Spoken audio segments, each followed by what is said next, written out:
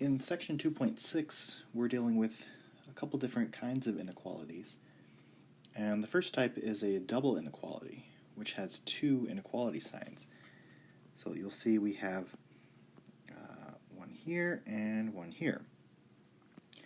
So we're still trying to solve for x, and I have the 2 in the way of x being by itself and the negative 5 in the way of x being by itself. So I do need to add 5 to get rid of that 5, and normally we only need to add it to one other side to keep it legal. But here I actually need to do it to all three sides to keep it legal. So negative 3 plus 5 is going to give you 2. This will be 2x, and this will be 6.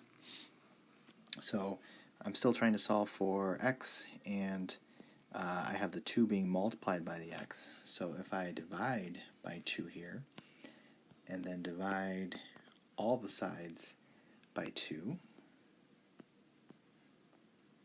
then I'm going to get 1, x, and 3.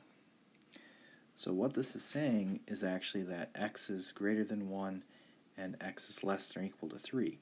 Or you can think about it as x between 1 and 3. So on our number line,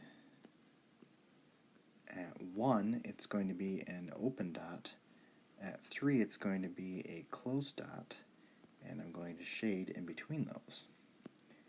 Now for interval notation, we want a parentheses with 1, that's our leftmost number, and then comma 3 with a bracket because that's our rightmost number, and that'll be our solution.